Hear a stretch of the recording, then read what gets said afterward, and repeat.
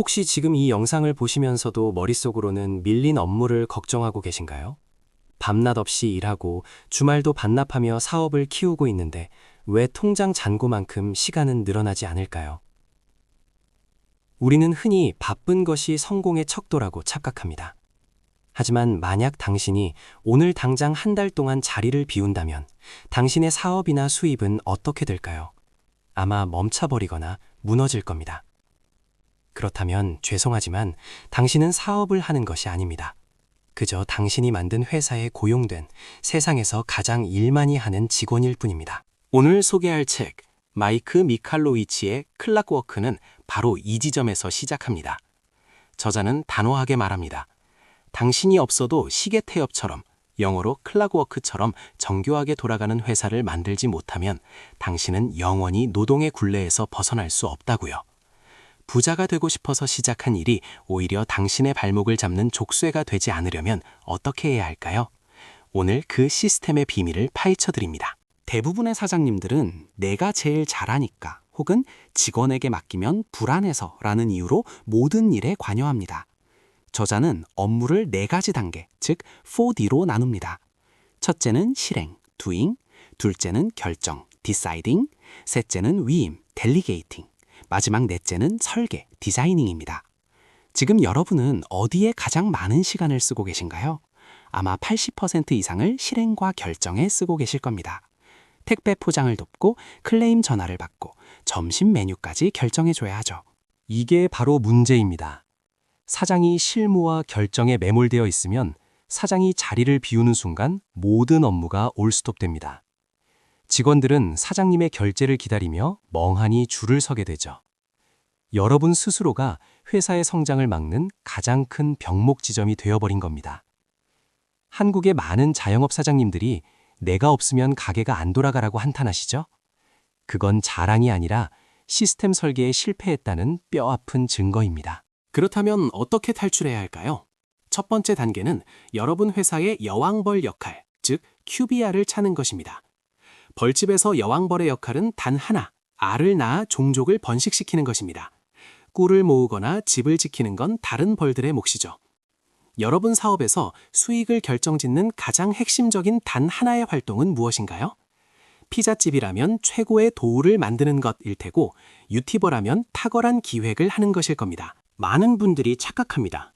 사장은 모든 걸 다 잘해야 한다고 생각하죠. 하지만 책은 말합니다.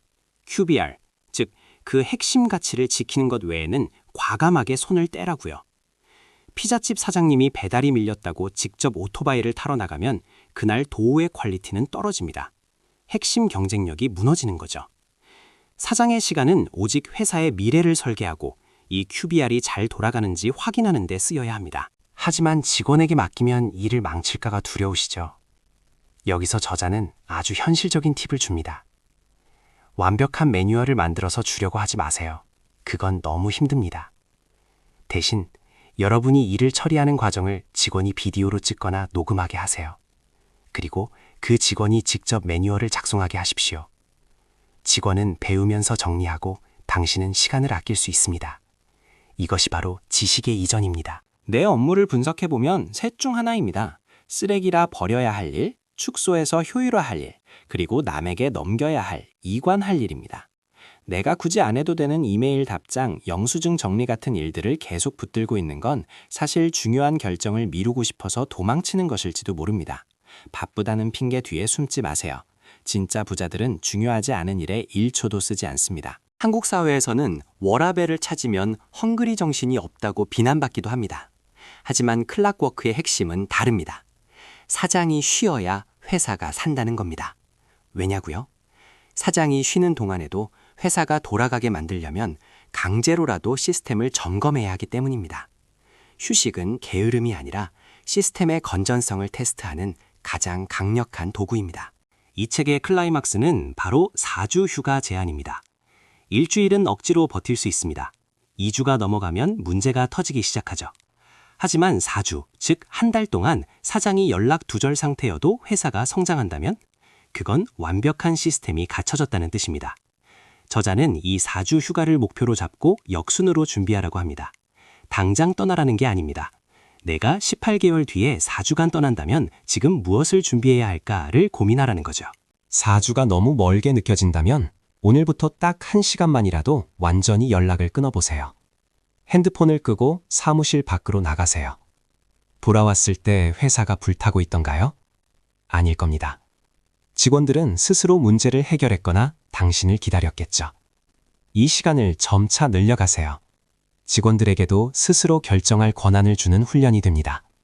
믿고 맡기지 않으면 그들은 영원히 당신의 입만 쳐다보는 아기새가 될 겁니다. 시스템을 만들 때 가장 중요한 마음가짐은 실수를 허용하는 것입니다. 내가 하면 100점이지만 직원이 하면 70점일 수 있습니다. 하지만 그 70점을 90점으로 만드는 과정을 시스템화하는 것이 사장의 역할입니다. 70점짜리 결과물이 마음에 안 든다고 뺏어와서 다시 100점으로 고쳐주는 순간 시스템은 파괴되고 당신은 다시 야근의 늪으로 빠지게 됩니다. 부자가 된다는 건 돈이 많은 상태가 아닙니다. 돈과 시간, 이 두 가지가 모두 자유로운 상태입니다. 연 매출이 100억이라도 하루 15시간씩 일터에 묶여 있다면 그는 부자가 아니라 고소득 노예일 뿐입니다. 클락워크 시스템을 구축하면 당신은 사업체의 부품이 아니라 진정한 소유주가 됩니다. 이제 다시 처음 질문으로 돌아가 봅시다. 당신은 사업가입니까? 아니면 일중독자입니까? 이제는 do에서 디자인으로 넘어가야 할 때입니다. 내일 출근하시면 당장 내가 하고 있는 일들을 적어보세요. 그리고 하나씩 지워나가십시오. 내가 없어도 돌아가는 것, 그것이 여러분이 만들어야 할 최고의 상품입니다. 시계 태엽은 한 번 감아두면 스스로 돌아갑니다. 여러분의 사업도, 여러분의 인생도 그렇게 되어야 합니다. 부디 일의 노예가 되지 마시고 시스템의 주인이 되어 진정한 부의 자유를 누리시길 바랍니다. 오늘 내용이 도움되셨다면 구독과 좋아요 부탁드립니다. 지금 바로 불필요한 업무 하나를 위임하는 것부터 시작해보세요.